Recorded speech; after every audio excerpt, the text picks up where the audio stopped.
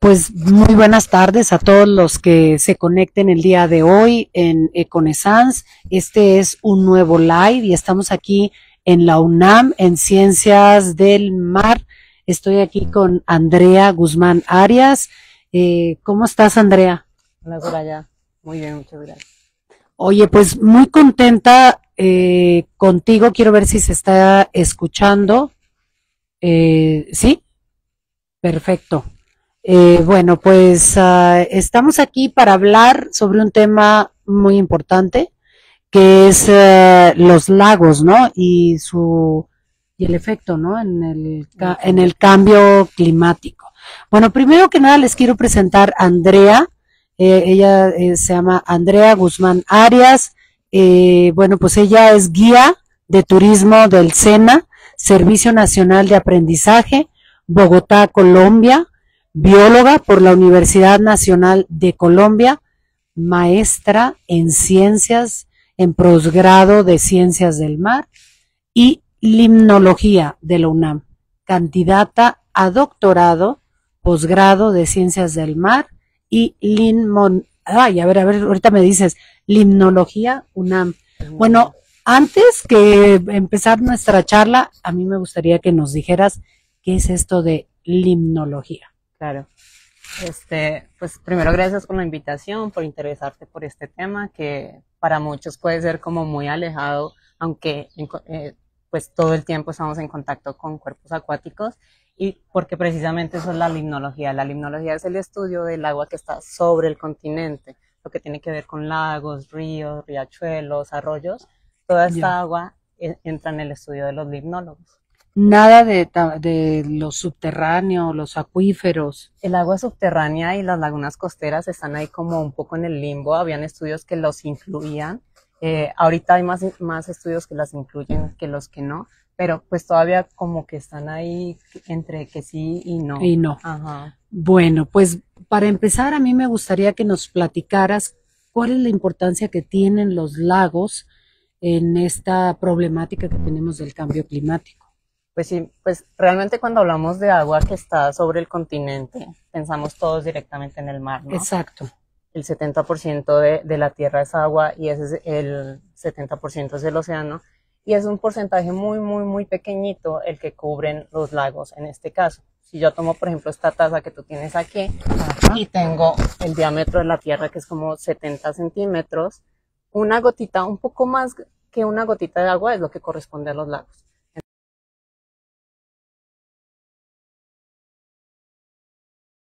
Incluso por mucho tiempo lo dijeron y fue hasta después del 2007, o sea, un poco más de 15 años, que empezó a centrarse la atención en los lagos. Y los lagos son importantes, son considerados centinelas del cambio climático porque responden rápidamente a los cambios, ya sea en la radiación solar, en la precipitación, en los cambios hidrológicos, porque es que cambiamos el cauce del río, o claro. esto lo estamos usando, el cambio del uso del suelo, y porque están en contacto con la tierra y con la atmósfera. Entonces, están en constante intercambio de gases de efecto invernadero, almacenan en los sedimentos señales de cambio que nos pueden decir qué ocurrió aquí, son bastante importantes por eso.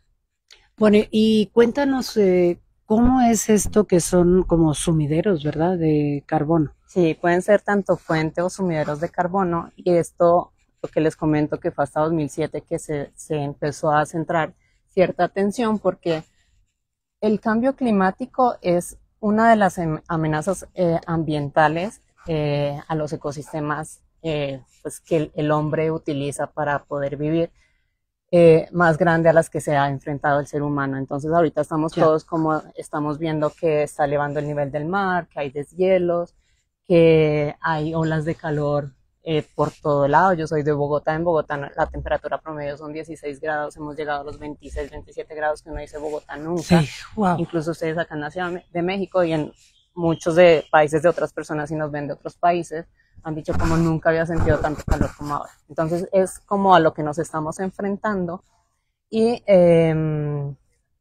me desvié. Pero no importa, está muy interesante lo que nos están contando y sobre todo uno que no vemos esa parte de la importancia, ¿no? Que tienen Y antes justo, o sea, se empezó a centrar como la atención en estos tres reservorios, los principales reservorios de gases de efecto invernadero, de dióxido de carbono, son la atmósfera, la parte terrestre, todo lo que tiene que ver con bosques y el océano. Entonces, esto era lo importante. Lo que decían era que de la parte terrestre teníamos lagos, ríos, ese carbono que venía pasaba directamente por los lagos y los ríos y llegaba tal cual salía de la parte terrestre al océano. Sí, sí. Que los lagos y los ríos eran simplemente un agente pasivo. O sea, soy un puente. Y nada más los llevaba. No hay ningún tipo de cambio. Sí, porque yo veía que, o sea, los bosques, ¿no? Que aparte de generar oxígeno, pues son sumideros de carbono y eso que tú estás diciendo. Y que el mar, pues es el gran, agente, ¿no? Que sí, los bosques son bastante importantes porque justo con este proceso de fotosíntesis ellos capturan CO2 para liberar oxígeno. Y el océano, pues hemos hablado de la acidificación del océano, también captura mucho CO2 y este CO2 lo que hace es cambiar ese pH. Pero entonces antes se creía que era de la parte terrestre al océano. Ya después del 2007 que se empezó a centrar atención en sistemas tan pequeñitos como es esa gotita en la taza, se empezaron a dar cuenta que los lagos pueden ser tanto fuentes, o sea, pueden emitir gases de efecto invernadero, o pueden ser sumideros de estos gases de efecto invernadero. Ok, y bueno, y la fuente, bueno, yo a lo mejor no sé si esta pregunta esté bien planteada, pero ahorita que estoy viendo, bueno, que es fuente, pero también sumidero, y cómo llegas a tener un equilibrio, no lo sé. Lo ideal siempre es llegar a un equilibrio con la atmósfera, que es lo que como que se busca, porque cuando estamos en un sistema siempre las cargas o las concentraciones tienden a ir de más a menos. Generalmente en los sistemas acuáticos, hablando específicamente de los lagos, esto cambia que sea fuente o sumidero de acuerdo al estado trófico del lago. ¿Y qué es eso de estado trófico? Exactamente era lo que te iba a preguntar. Es como la condición, digamos, yo conozco un lago que está súper cristalino, que está muy bonito en una zona que es un bosque que no ha sido intervenido por el hombre, no tiene muchos nutrientes, es un lago oligotrófico, pocos nutrientes. Luego tengo un lago que empezó a recibir más nutrientes porque es que empezaron a cultivar cerca, tenemos fertilizantes. Exacto. Eso ya recibe más nitrógeno y fósforo, entonces un lago mesotrófico. Y aquí en México, por ejemplo, si hablamos de Chapultepec, en Colombia si hablamos del río Bogotá, ahorita alguna otra referencia, pero si hablamos de esos lagos que ahora están más verdes, que tienen un olor como que no es tan agradable, que tienen más insectos, ya son lagos eutróficos o hipereutróficos, que tienen ya una carga muy, muy alta de nutrientes, ya sea nitrógeno o fósforo. Y entonces ahí no hay un equilibrio. No hay un equilibrio y estos empiezan a traer más algas, porque las algas, el nitrógeno y el fósforo como que es la materia prima para que proliferen muchas algas, tapa el espejo de agua, no hay un intercambio con la atmósfera, sobre todo de oxígeno, empieza a bajar el oxígeno en estos sistemas y empiezan a ser más fuente de gases de efecto invernadero como el dióxido de carbono y el metano. Ya, ya. Oye, no sé si esto tenga que ver, pero hablando de esto de los nutrientes y que pues ya generan más algas, esto también lo que está pasando con esta alga que, ¿cómo se llama? Que la encuentras en el mar, pero que también el sargazo, que también viene de, pues yo lo que he leído que del Amazonas, que el río, que porque empiezan a haber más nutrientes por la fertilización, por los pesticidas, no lo sé. Sí, ahorita se está estudiando mucho el sargazo justo porque ha llegado a zonas donde antes no alcanzaba a llegar, y es justo por estos cambios en cuanto a las condiciones tróficas tanto del océano como de los sistemas epicontinentales.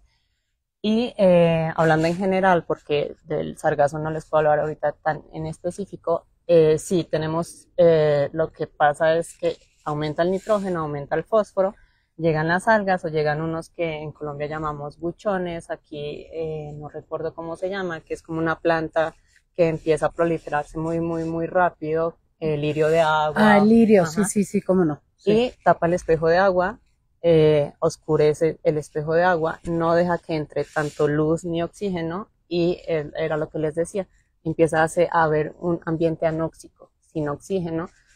Hay lagos, por ejemplo, en Montebello, aquí en Chiapas, hermosos. Es un sistema de más de 30 lagos, los lagos de Montebello, que pasaron de ser de un azul turquesa a muchos que están siendo verdes. Entonces, deja de ir la gente a turismo, ya no son tan agradables para bañarse, ya si el agua la usaban como agua potable ya no la pueden usar, y es a raíz de que ahorita, como hay tanta demanda de alimentos, la población está aumentando tanto que ya no hay alimentos y tenemos que cultivar en zonas donde no cultivábamos antes. Entonces el uso de fertilizantes está haciendo que estos lagos sí, me suena bastante lógico. Y también aprovecho para decirles, quienes estén conectados, si tienen alguna duda, quieren hacer un comentario, alguna pregunta, bueno, pues aprovechemos este momento que estamos aquí con Andrea. También platicándonos esto de que si los fertilizantes, que si la actividad humana es la principal, o sea, causante de esta problemática en los lagos.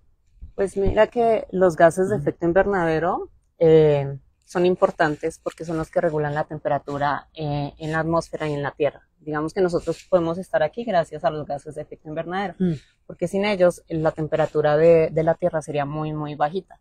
Lo que pasa es que con las actividades antrópicas de los humanos, se está descontrolando y las emisiones que se están generando son mucho, mucho, mucho, mucho más altas de las que se requiere para que sea una temperatura como para nosotros vivir acá.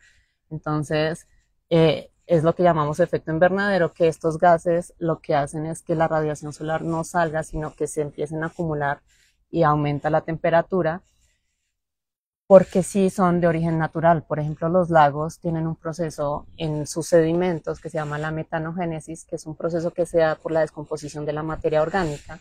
La materia orgánica es cuando mueren los animales, las algas, todo lo que se descompone, se genera metano, se genera dióxido de carbono.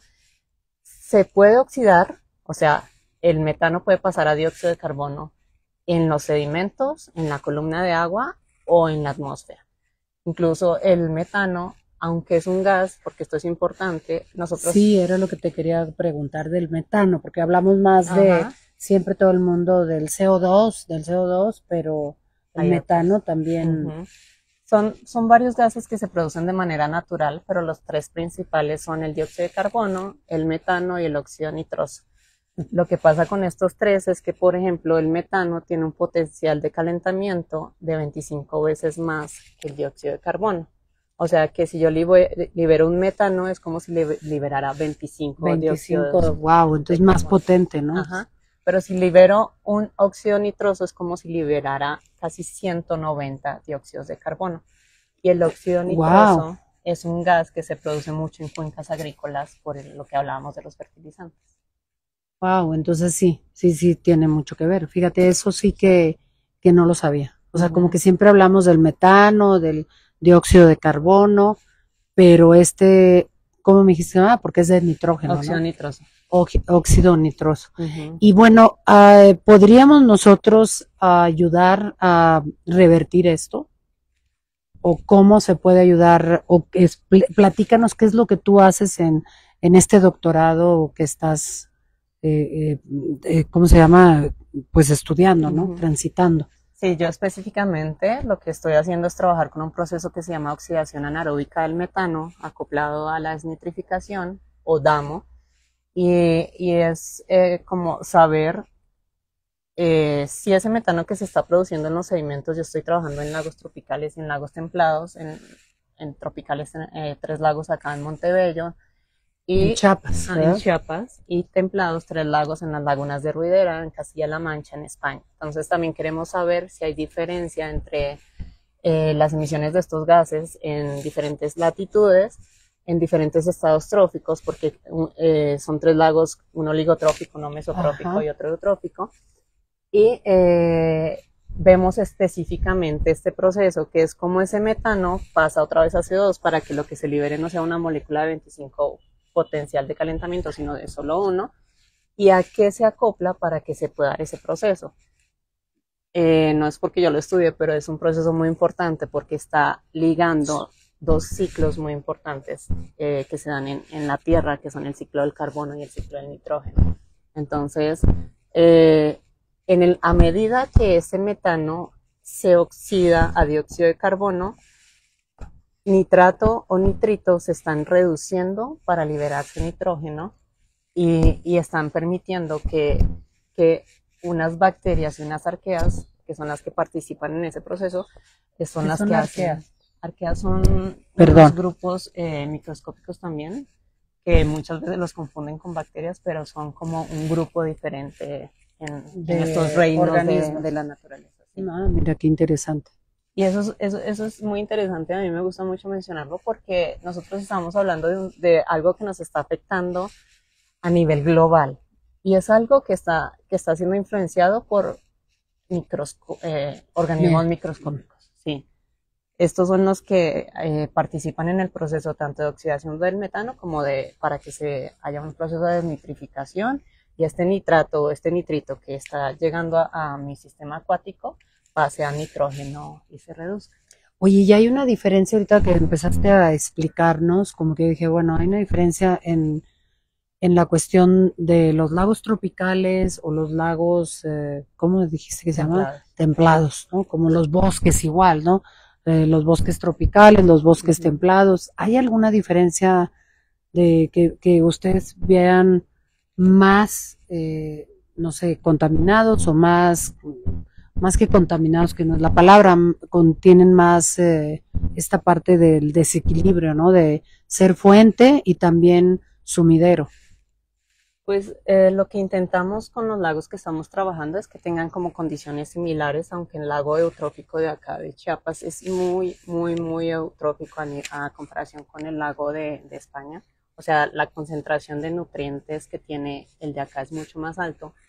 Pero digamos que como tal no te puedo decir hasta ahora porque están en la investigación, en los resultados, porque sí, inicialmente el proceso lo llevamos acoplado a la desnitrificación porque nosotros trabajamos en lagos kársticos, de origen kárstico, muchos carbonatos. ¿Qué son esos lagos ¿no? de origen kárstico? Los que conocen, por ejemplo, la zona de Yucatán, allá en España, esta zona de las lagunas de Ruidera. Varias zonas en el planeta son de origen kárstico, que son zonas que tienen muchos carbonatos, de calcio, como aragonita, todos los materiales, ¿cómo se llama? Se me fue ahorita. Los minerales. Pero carbonatos. Carbonatos que pueden interactúan fácilmente con el agua, que en el caso de Yucatán y de Quintana Roo, dan formación a esto que llamamos los cenotes, que son dolinas. Claro. Sí. Gracias a la infiltración del agua es que se empiezan a dar estas formaciones. Ya, ahora sí, claro. Y hay unos que son de cueva, que son cubiertos arriba, otros que la cueva se rompió y son lagos, como en los que yo estoy trabajando. O sí. el de Ruidera, que era un río que ha estado, con el tiempo se ha segmentado por travertinos y que ahora son como un sistema lagunar, pero que tiene origen de un río.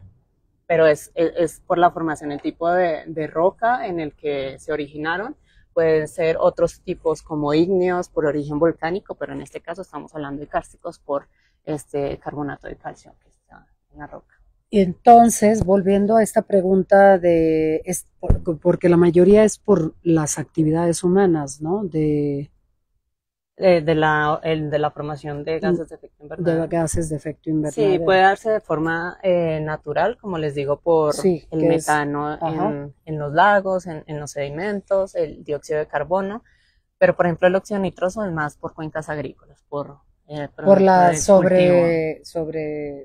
no sé, la agricultura, ¿no? Ajá. Pero también el metano se da mucho en humedales, incluso esto es un porcentaje muy alto, pero los lagos emiten un 40% del metano que se emite de origen natural. Un 40%. Que es bastante. O sea, si hablas del 100% del metano que se está ahorita en la atmósfera o ¿cómo?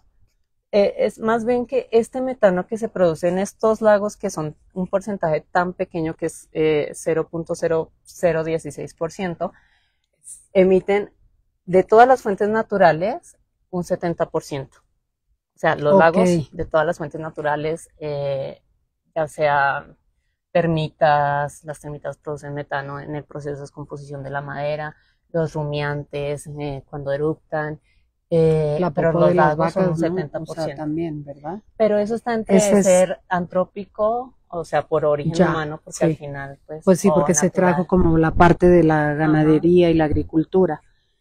¿Habrá alguna manera, porque yo me pregunto, bueno, ¿qué podemos hacer, no? Para cuidar los lagos, para pues llevar este equilibrio que estás hablando de los gases de efecto invernadero.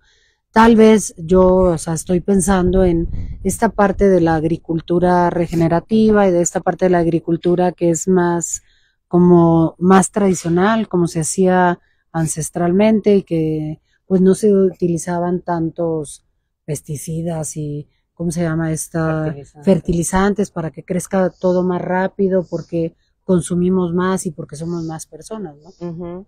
Sí, una salvedad que quiero hacer es que si hablamos de emisiones de gases de efecto invernadero a nivel donde influye el hombre, las principales son por combustibles fósiles, por los derivados del petróleo. Ya. El metano por el gas natural, el dióxido de carbono por la combustión incompleta de la gasolina, de los que usan los carros, las fábricas, todo esto. Pero si hablamos de la parte natural, sí influye mucho esto de la agricultura, la ganadería. ¿Y qué hacer? Pues es que lastimosamente varios estudios indican que todos los lagos tienden a la eutrofización, o sea, tienden a contaminarse. Y esto tiene que ver mucho justo por la sobrepoblación.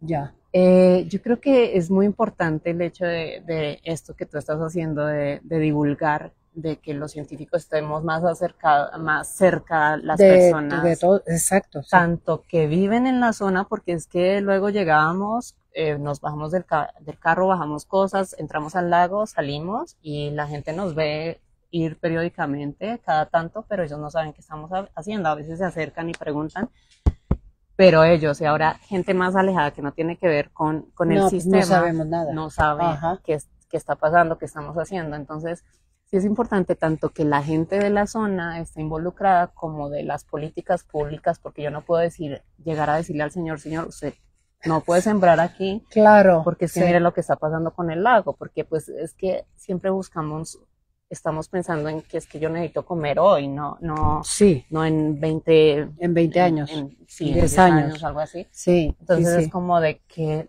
¿qué les puedo yo ofrecer como gobierno, como Estado, para que ellos puedan abastecerse, para que puedan vender, para que puedan vivir? Sí, como que es algo, no, o sea, no tan fácil, un poco más complicado ahora que me lo estás comentando. Pero también yo quisiera comentarte y comentarles que cuando estuve en Montebello, o sea, me encantó como la comunidad, o sea, ya no permiten, no sé si lo habían permitido antes, pero no permiten ninguna lancha de motor, nada, que había ahí unos proyectos de la industria privada que querían para el turismo meter motos acuáticas. Bueno, ahora que tú dices lo del petróleo, bueno, pues sí tiene sentido, porque todo eso, si se utilizan, pues empieza a contaminar, ¿no? Se deteriora bastante. Sí, incluso pues nosotros como grupo que vaya a hacer estudios, nunca usamos lancha de motor precisamente por esto, porque también no queremos ser parte del problema que estamos tratando de estudiar. Y sí, ellos están muy bien organizados en cada uno de las zonas, como que los divide son los ejidatarios, ¿no? Exacto, son los ejidatarios. Me llegué a entrevistar a uno de ellos y dije, qué impresión, o sea, qué impresionante y qué importante que la comunidad esté protegiendo, ¿no? A su medio ambiente, porque pues al final somos parte de. Sí. Sí, aparte hay zonas donde ellos no permiten que la gente se bañe tampoco, porque es agua que ellos usan para consumo. Y aquí en Montebello los lagos están divididos de alta montaña y de baja, y hay unos que sí, lastimosamente, están alimentados por el río Comitán, y el río Comitán no está en muy buenas condiciones. Entonces es un lago, por ejemplo, San Lorenzo, que es un lago que a los 8 metros de profundidad ya no tiene oxígeno, Mm, que al sacar sedimentos huele a azufre bastante wow. fuerte y que vemos gente pescando ahí. Entonces es como de, ¿Qué tipo de ¿qué está comida comiendo? que estás Ujú, comiendo? Qué importante, ¿no? Qué sí, importante tener esta información porque también, pues para todo, yo creo que sí, que la comunidad, que no nada más en lo individual, ¿no? O sea, puedes hacer grupo y entender qué es lo que está pasando. También la contaminación, yo no sé si tenga que ver, pero de ríos que luego los contaminan porque ahí vierten toda clase de contaminantes, de basura, de plásticos.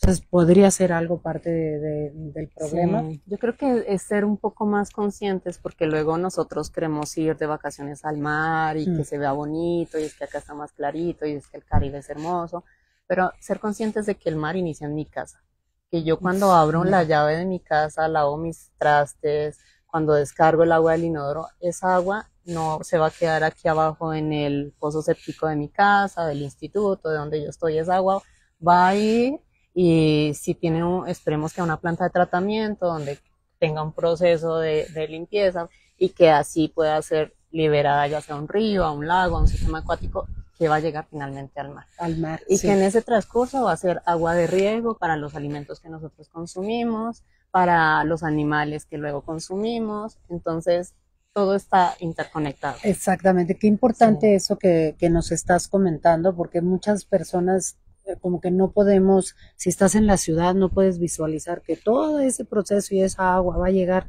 al lago y luego va a llegar al mar. Y bueno, pues también es bien importante lo que dijiste de tratamiento, ¿no? De aguas, pues de aguas residuales. Porque fíjate que un biólogo que entrevisté en Cozumel, pues decía cómo todo el desagüe, que se va, no, hay hoteles que no tienen este tratamiento, me imagino que también los hoteles que están cerca de los ríos, de los lagos, si no tienen este tratamiento, pues se va toda nuestra popó y también es un fertilizante que luego va en exceso. Ujú, Y sí. ese exceso también genera la problemática de algas.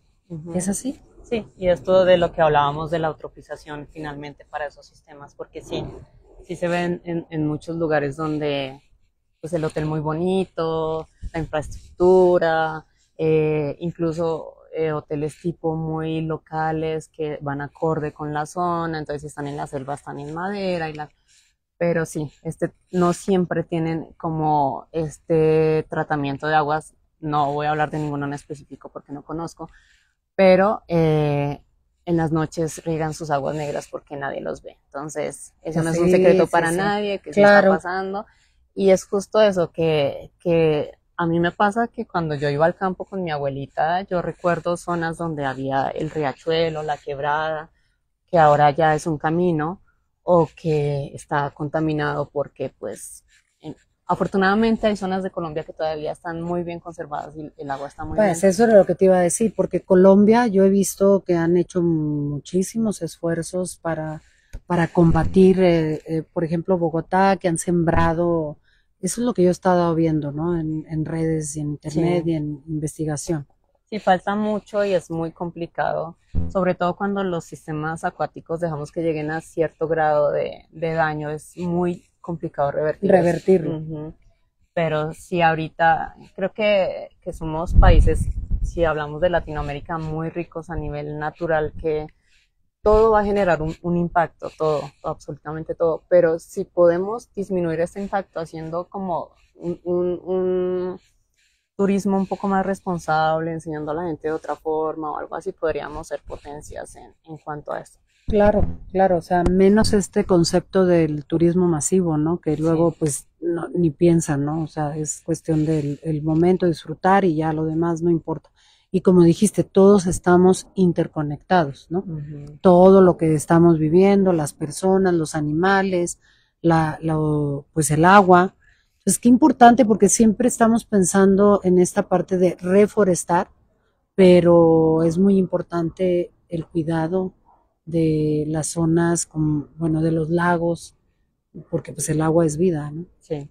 Y si vamos a reforestar, ¿qué vamos a reforestar? Porque luego podemos tener muy buenas intenciones, pero llevamos una planta que no sea de la zona, que lo que hace es que no permite que las otras plantas tengan el agua que requieren, o me seca los cuerpos de agua, ciertas cosas así. Entonces, eso es muy importante considerar.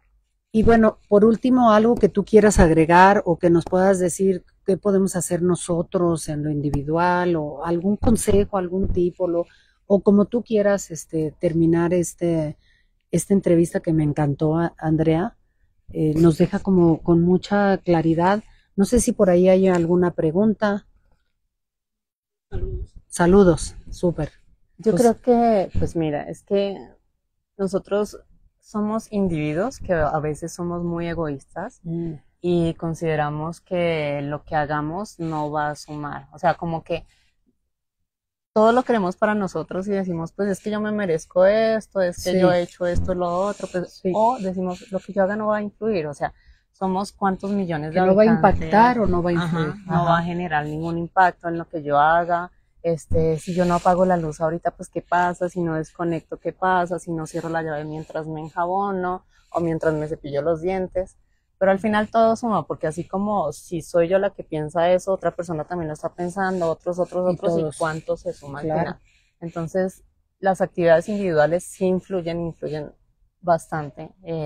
Sigámoslo haciendo. Yo sé que a veces es como desgastante, es que no traje la bolsa para llevar en el mercado y entonces me llevo esta bolsa de plástico, o Sí, no quiero reusarla, pero pues sí tengo que reusarla porque si no la uso tantas veces, entonces voy a terminar generando la misma problemática con las de tela, con las de papel, varias cositas así que al final se suman, llevar mi termo para el agua.